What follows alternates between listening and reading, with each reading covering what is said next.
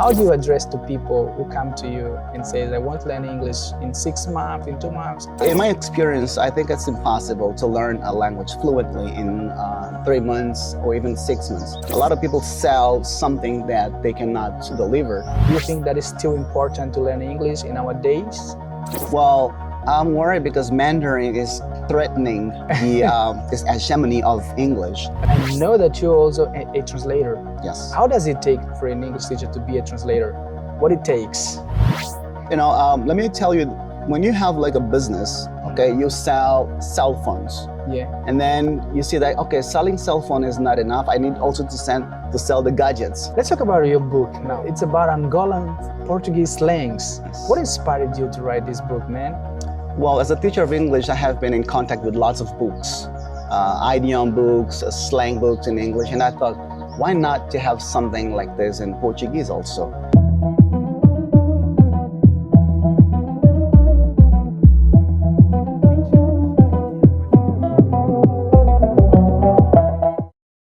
Olá pessoal, sejam mais uma vez bem-vindos ao Angopolyglot Podcast. Eu sou Bernardo Silvino, aqui Nado Canza, e hoje eu tenho mais um convidado especial. Esse é lá da Old School. São muitos anos de ensino de inglês, tem uma experiência vasta com a língua inglesa e que além de professor de inglês, também é professor de língua portuguesa para estrangeiros. É escritor, vai lançar um livro super interessante. E eu trouxe-o aqui para que possamos saber um pouco mais sobre ela, sua carreira, como começou com o inglês, como ensinar português a estrangeiros e nos contar sobre a sua obra, que já está ali bem próximo de ser lançada. Mr. Nzagi Cândido, welcome to the show, welcome to Angopolyglot Podcast. Thank you, Nado. Thanks for having me. It's a pleasure to be here at your show. Wow, it's been a while that we've been trying to make this happen, but today it's happening. Yes, finally. And by the way, this is not the first time we've tried to arrange this meeting. Yeah. I remember when you started your show, I was going to be one of the first guests, to come to your show, but something just happened, and well, we didn't make that happen. But finally, we made it, and we're here. Yeah. Well, that's great, man.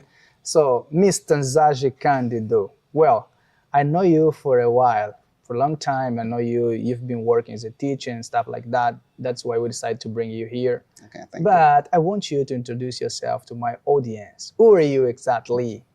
Okay, so Nzagi Cândido, it's my name. On my social medias, I go by Nzagi Cândido. I've been an English teacher for 25 years now, and I also teach Portuguese to foreigners. And currently, I've just written a book, as Nado has mentioned. Mm-hmm. I'm a father, a language enthusiast, and I think basically this is who I am. Wow, that's great. That's great. Language enthusiast and stuff like that. Yes. So, Mr. Nzagi, after introducing yourself, now they know exactly who are you. How did your story, how did your journey with English begin? Okay, so it all started in 1996. My uncle is a rapper. Cool. Wow. And he was taking English classes to improve his English because he wanted to sing rap. As you know, rap came from the US. Mm-hmm. And then as a boy, 13 at the time, I was always there watching the classes. And this is how the passion for the English language came into my life. And ever since, I wanted to be fluent in English. Mm-hmm. So 3 years later, in 1999, I decided to look for an English school. And my first teacher was a guy with a British accent. And then this is how it all started. I had the classes for 1 year in 1999. And then I left that school and I found another school, which was Oriental Language School. Mm-hmm. It no longer exists in 2000. And then I had 2 more years of classes. And then I finished my course of English in 2001. And the same year when I finished my course of English, I also started teaching. Mm-hmm. So I found out that I have this calling to be a teacher because when my colleagues missed classes, my teacher used to ask me to help them with the previous class. So this is how things unfolded. This is how I happened to become a teacher. And I felt like, wow, this is a talent, this is a skill. And this is what I'm going to pursue as a career. I've tried a few other things, but teaching is what I love to do and it's what I do best. And it is what it is, and I'm here as a teacher for 25 years now. Wow, man, so long, man. Tell me something. How is it to become fluent in 1996? You didn't have the resource that we have today. How was it for you, the process to become a fluent in this language? Today we have apps, we have YouTube and stuff like that. At that time, there wasn't. Of course. And I was still a boy. I was just learning by listening. That was almost like an acquisition of the language. I was there listening, looking at the teacher, the way he was speaking, and that's how I was learning. But I needed the basis, the foundation. So that's why in 1999, I decided to look for a school where I had the classes more organized. And of course, it was very hard. We didn't have electronic dictionaries. We didn't have all these gadgets that we have now. I remember every time I found a dictionary, somebody would give it to me. I would take it to my place. Within 3 days, I would have copied 60% of the vocabularies of the dictionary, in the candlelight with my notebook, copying, everything. And I give it back to the guy. And then I start using, the vocabularies that I have just acquired. So we had to use every method, everything we could to become fluent at that time. Of course, times are different, but we used what was available at the moment. And we used to go to places far away from our houses. I remember from Kazenga to Alameda, looking for schools of English to practice. Wow. We were more like, hunters, going places and finding schools to practice. That was insane. We used to leave house at 7, 8 and get back 3 p.m. just because we wanted to improve English, and that was insane. Do you think that we still have that, what you used to do, hunting places to practice English in our days? Do you think that is still happening? Well, I don't think so. Nowadays, we do have a lot of private schools spread out, around Luanda, and you don't need to walk a lot to find a place to practice. And we also have the online, meetings, WhatsApp groups. Today, people have the practice centers near them. They don't have to look a lot to find people to practice with. So things are more facilitated today. Okay. Tell me something. How was it when you decided to become an English teacher? How did your family, they accepted? They were holding back? How was it for your family? Well, I was brought up by my mom. My dad passed away in 1995. So, she supported my goals to learn English. And not just my mom, my friends also. Everybody called me a teacher, even those who didn't have classes with me. Yeah. So my neighborhood was also a supportive environment because everybody was there for me, and they were helping me, assisting, and that was great to see my friends, my childhood friends, very happy to see my progress in English. And when I was still a student, advanced, I used to have conversations with teachers all the time. Okay. When we went to the talkings, I didn't talk to other intermediates or upper intermediates. I only talked to the teachers like Jesus, talking to those big guys. Yeah. And I was there, a little boy in middle of the teachers, and they were like, wow, kid, you have talent. And then they gave me some tips on how to become a good teacher. So that's... Do you remember the first school that hired you as a teacher? Yes. It's a school called Marislao English Center. Yeah. It was in Rua dos Românticos in Kazenga, behind Angola, Cuba. So there was a school there, and that was the first place that I started as a teacher in 2001. And that was also the time that I did my first teacher training with Master Bet and Teacher Vincent in 2001. Master Bet, so that training was sponsored by the US and British embassies. Okay. And I did the 4th teacher training course at Professional Center of Kazenga. So with Vincent and Master Bet. Man. At what moment did you realize that certification would be that important for your career as a teacher? Because I know that you now you are certified. That is IELTS. IELTS. Yeah. You are a certified teacher. At what moment did you realize that it would be very, very important? Well, my experience with teaching IELTS or giving preparation courses for people who want to go to the UK, Australia for their masters, I started teaching IELTS in 2017. Okay. And okay, I had, the knowledge, the expertise, but I didn't have like the paper that certifies me as an IELTS instructor. Yeah. Then when the opportunity came, I registered with the IDP Australia, which is one of the co-owners of the IELTS. Yes, sir. And then I did the training with them, and upon finishing, I was given the certificate. So I now can teach IELTS or prepare people for the IELTS exams, thanks to the IDP Australia. Okay. Wow, that's great, man. Tell me something. Do you think that young teachers today, they acknowledge that certification is really important for someone who wants to become a teacher? They know what opportunities is waiting for certified teachers? Well, they have to have a mentor, someone that guides them, because people want quick results. They want students, they want money, and they only think they need a certificate once they are asked to join like a prestigious institution. Yeah. Let's say you want to teach like a Cambridge school, but sorry, we only take teachers with CELTA, with TFL. Yeah. Unfortunately, you don't have this. So, this is when they realize, oh man, I need a certificate. I need a certification. And they go after that. Okay. So I think they should find mentors, people that guide them and show them the way how to become professional teachers. Not just skills, but it's important to have papers also. But let's talk a little bit about your process, your certification process. How was it? How did you prepare yourself? Because I know it's hard. I know I've seen people trying, they don't succeed. How was it for you to prepare yourself? Well, today with the internet, things are easy because I did everything online. Okay. So I followed all the procedures on the website.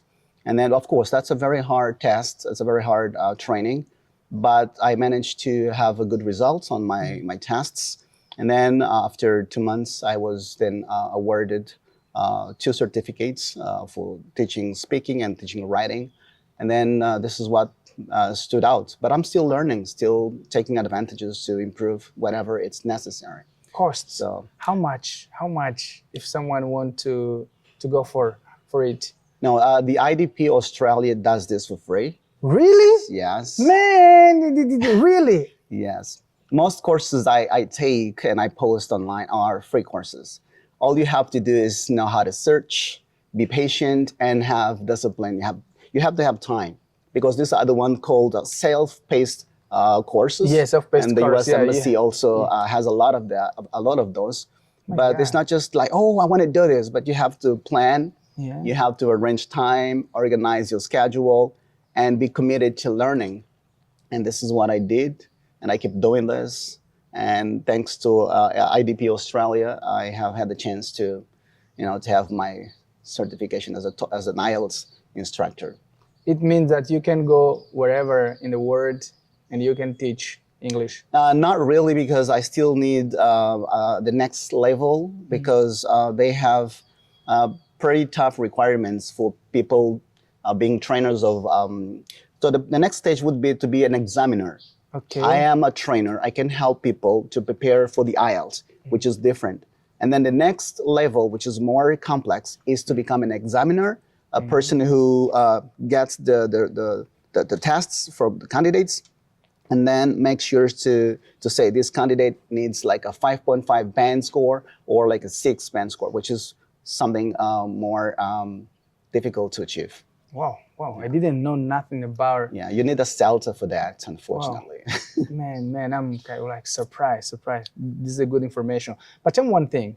How did you mix teaching Portuguese and English? Why Portuguese? An English teacher, why Portuguese? When did you begin teaching Portuguese, and why? I started with English in 2001, as I said. But then in 2009, I started teaching Portuguese to foreigners. It started with an Indian company. They needed a teacher, and then a friend of mine has indicated, and I went there. And this is how it started. I had then started teaching Portuguese to people living and working in Angola that were unable to communicate in Portuguese. And every time a company needs a Portuguese teacher for their employees, so they can reach out, and then we settled everything. And then we start providing the services, which is great, because I think that teaching Portuguese to foreigners is becoming something different. because we do have a lot of teachers teaching English, but we don't have many people teaching Portuguese. You may be fluent in Portuguese, you may be native in Portuguese, but teaching the language is something else. And teaching Portuguese to foreigners is not the same as teaching grammar rules. It's not the same Portuguese that we are taught at schools. Okay. No, they are there to learn the language, to communicate, and this is what they need.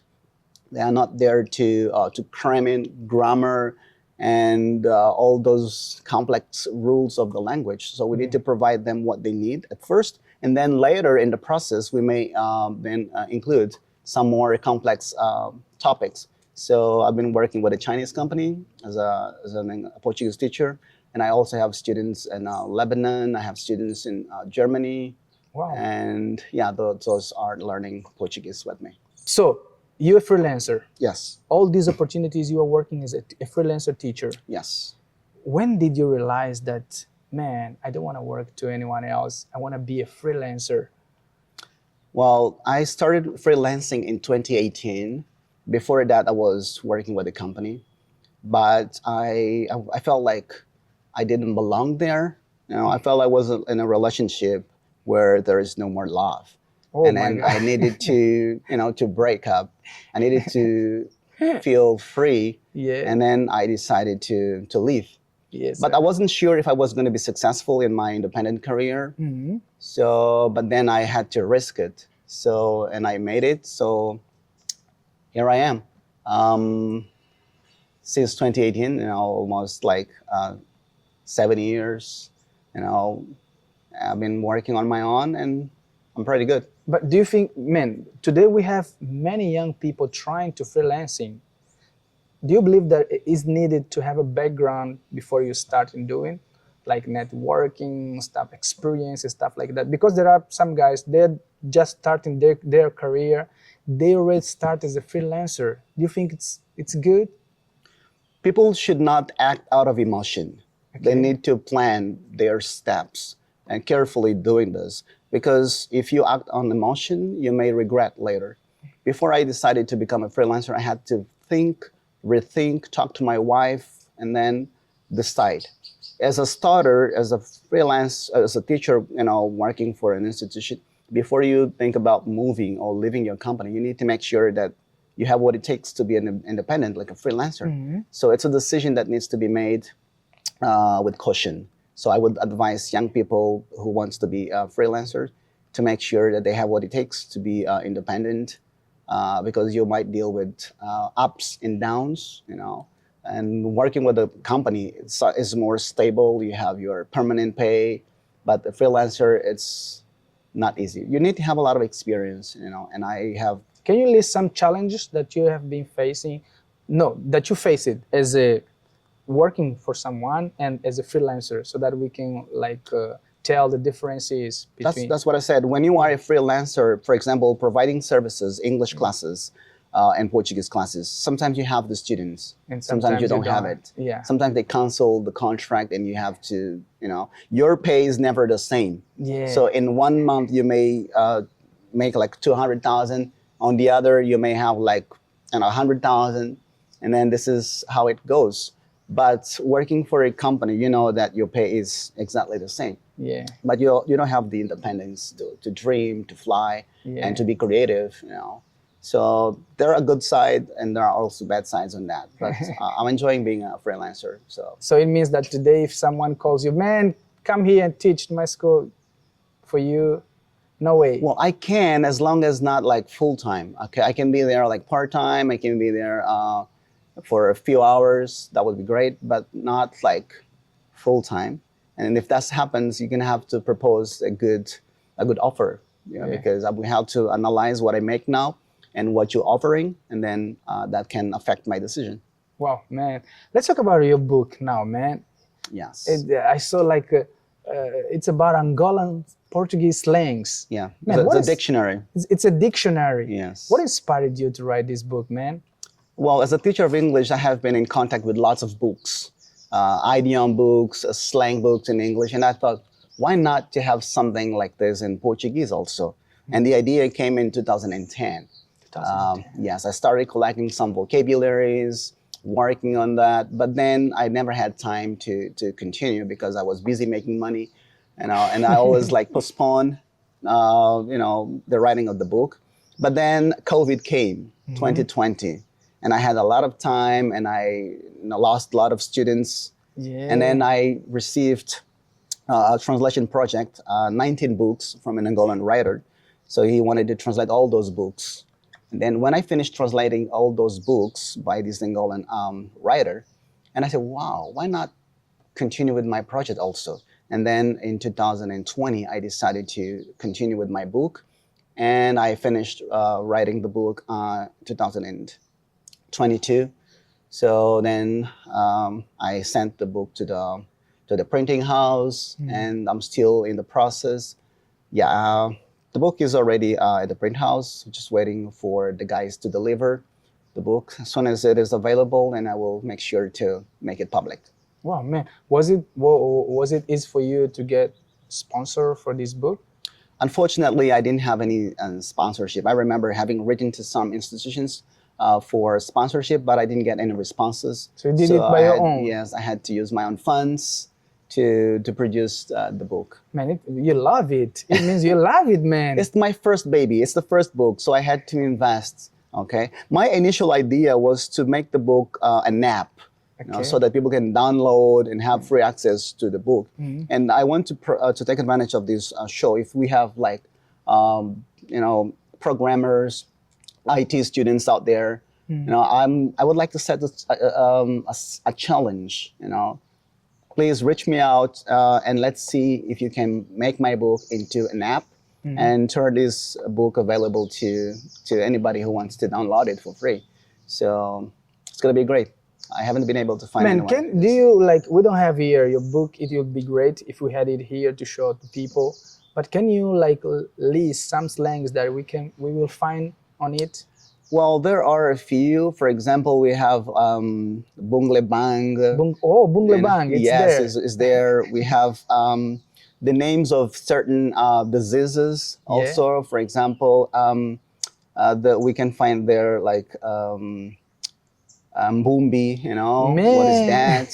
And one specific vocabulary in my dictionary, which is cool that I want to share, is the word mbika. We use the list a lot. Who doesn't know how to do this? His mother is mbika. Yeah. Yes, I remember. What is the meaning of mbika? Are they still using it today? Well, I don't know, but I think people no longer use that. But in the past, people used to use it a lot. I think 2000, 2005, and stuff like that. So you can find the meaning of that also.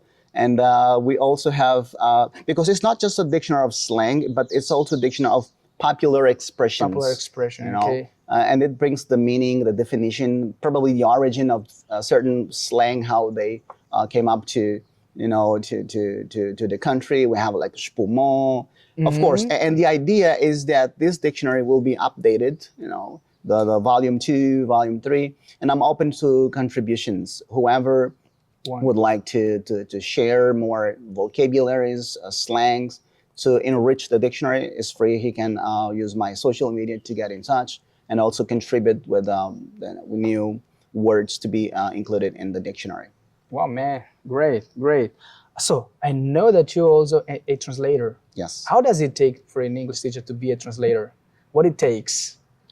Let me tell you, when you have like a business, okay, you sell cell phones. Yeah. And then you see that, okay, selling cell phone is not enough. I need also to sell the gadgets, the cases, the chargers. Yeah. You are a teacher of English. So you don't just have to rely on teaching English. You have the language, the skills, and then you can also include more services like translation. And I've been doing this since 2010 as a translator.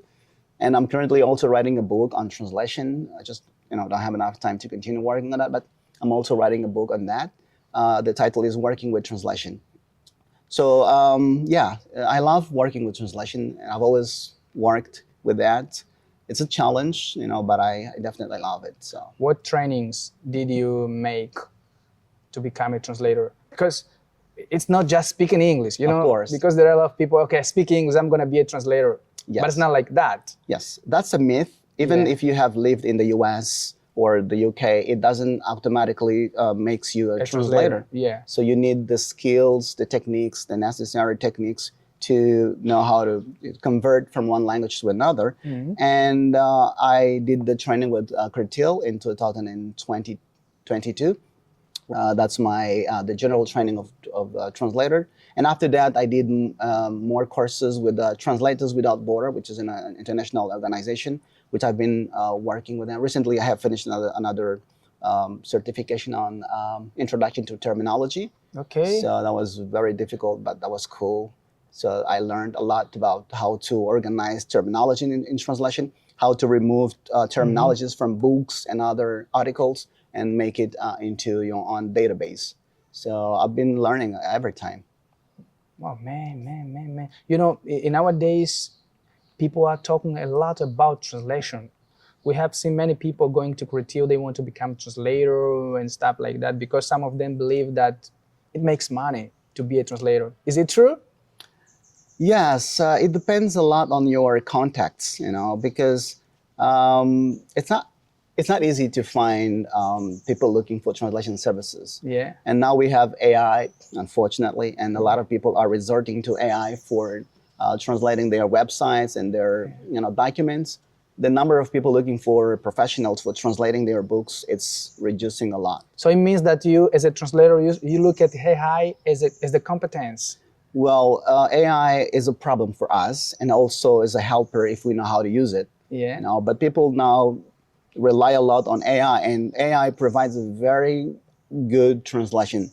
And then we have to acknowledge this. A lot of people say, no, AI is, no, but it definitely provides a very good translation. But of course, human touch is always important. I translate something with AI. I cannot deliver this to the client without proofreading. Yes. So you have to proofread carefully, make sure that AI did a great job. And this is where the difference lies.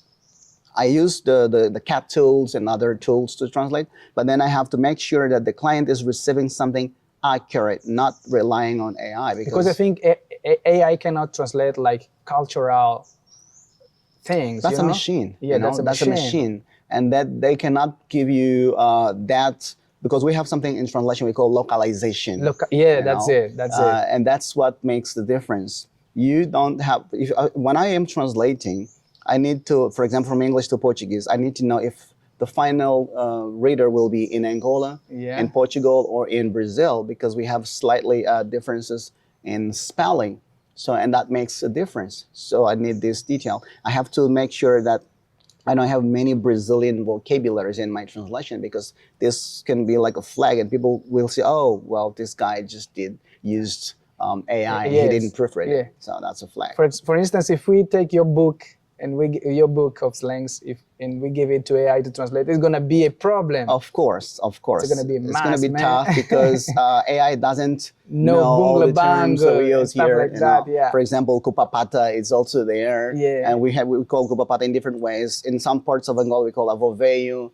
Some people call hallelujah, and you have all this information there. Wow. So this is something that AI cannot be able to decipher. So that's the advantage we still have, on AI. Wow, man. Now, we have many young people following this channel. They are like fighting. They want to become a translator. They want to become a teacher. They want to learn English because they believe that English is a gateway for opportunities. Do you believe that? You've been working with English for 25 years as a teacher of English. Do you think that is still important to learn English in our days? Well, I'm worried because Mandarin is, threatening, this hegemony of English. Okay. So, but English is still the #1 language. And this is the language that people still want to learn. If you can see on social media, if you propose like, okay, write I want, and I will send you the link to my English classes, you'll see a lot of people sending text messages to join your course. This illustrates that English is still important. And of course, people should pursue this objective of learning and improving their English. As for those who want to be translators, one thing I feel very worried about is I see the way people write. I've recently seen a guy saying, "Oh, I want to be also a translator and an interpreter," but the way he wrote it with lots of mistakes. Okay. My advice is, before you wanting to be a translator or an interpreter, you need to work on your own English first. Yeah. You need to improve your skills and make sure that, okay, now I have what it takes to become a translator. For example, in my preparations for the TOEFL and IELTS, I never work with people before I test their level of English. Because the TOEFL and IELTS is preparing people to study in the US. I'm not there to teach you English. So if your English is not good, you're going to have to improve your English first and then come sit for the preparation courses for TOEFL and IELTS. So it's important to spend some time improving our English first and then go after the next step. How to learn English fast? Because as a teacher, I know that you have been like receiving message like, "Teacher, I want to learn English in 6 months." Man, Yeah. how do you address to people who come to you and says, "I want to learn English in 6 months, in 2 months"? Man, people are struggling to learn English. They say it's hard.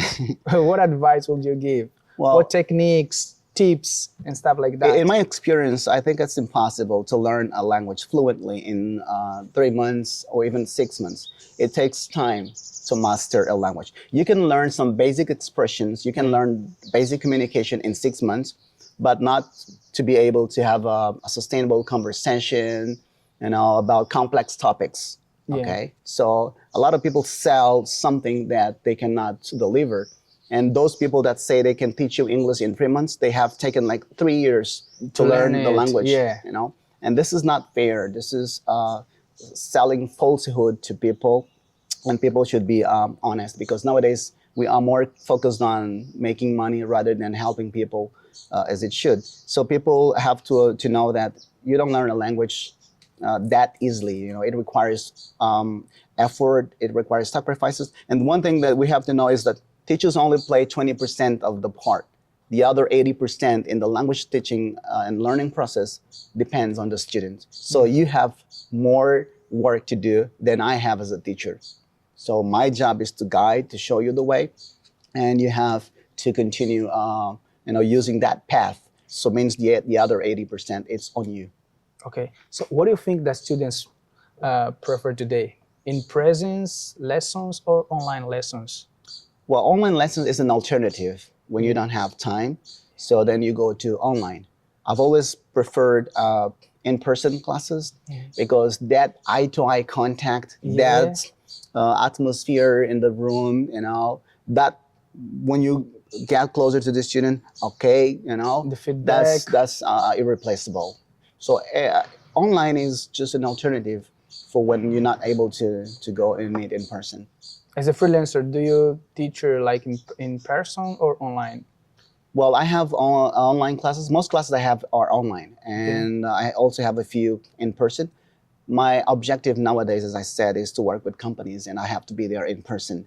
So if I have in-person classes on Monday, Wednesday, and Friday, I try to have all my in-person classes on Monday, Wednesday, and Friday. So I have Thursdays and Friday for online classes. This is how I try to organize my time. Where do we find more money? Teaching companies or teaching Of course. individuals? Of course. Teaching companies is something else, Yeah. The company pays for the service. Whereas individual students, and the thing is that, okay, sometimes you have the guy having classes, "Oh, teacher, I've only had 3 classes this month. Should I pay the whole amount?" Yeah, I was my here, I time, was yeah. available. Yeah, and with companies, so that doesn't happen, Of course, a company, man, it's not the same. Companies pay more, and it's definitely the best.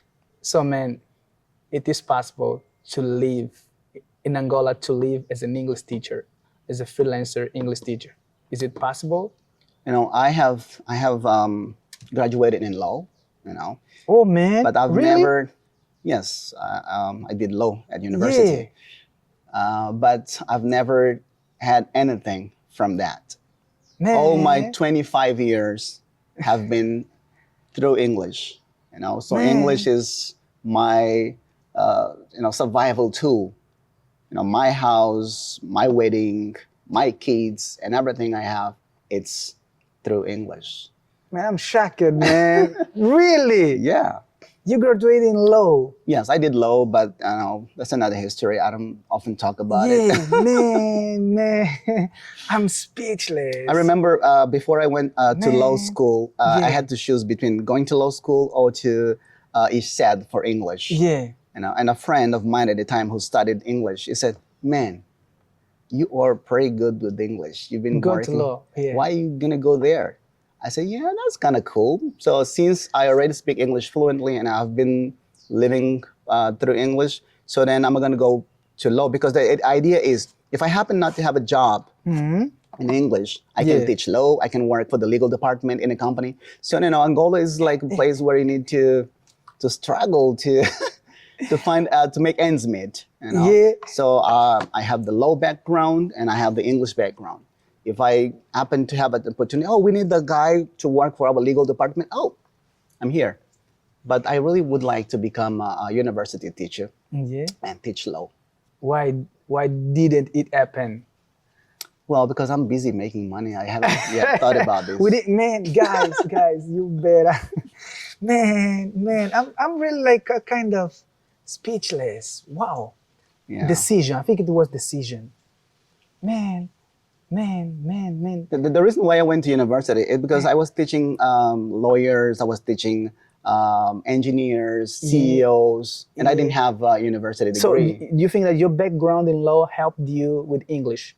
No, it didn't. It didn't. Nothing, I just nothing needed, at all. I needed to do that because I needed to have a degree. A degree, yeah. graduation, because here in Angola we know that's Of important. course, because for me to teach a dean of a university, so because people feel like hurt, man, who is this guy? He doesn't even have a degree. Why is he teaching me English? Why is he teaching us these? People feel inferior. And then my company decided, okay, Cândido, you have to go to university. Okay.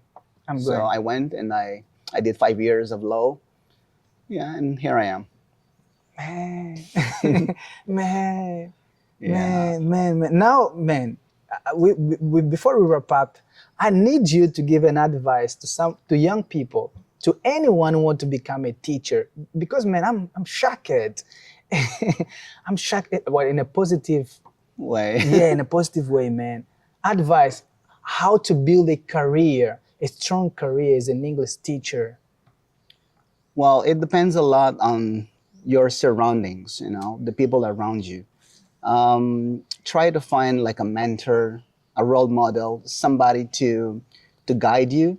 And this is the first step. Of course, you need also to invest on yourself with CPDs, because if you want to teach at great schools of English, it's not just about talent and good speaking skills. You also need to show that you have the papers necessary to be accepted in that institution. And if you want to teach like in a training center, for example, a respected one, you're going to have to go to STEM 4 and get your trainer certificate, because without this, you might not be accepted in some institutions. But the very, very basic and first thing is to have a teacher training certificate. That's the very first step. You can be a good teacher, but if you don't have anything that proves that you are a teacher, so you're not going far. You may be talented, but you need to have papers. Of course, paper doesn't say all, but today it's important to have papers and also work on your CPD, learn how to be a better teacher, and this is going to help you to stand out. People will, let me tell you something, as you guys see, I don't advertise my services. I don't go online, I don't, because I have something some people call like the imposter syndrome. I'm good at something, but I feel scared to show my skills and share. This is called the imposter syndrome.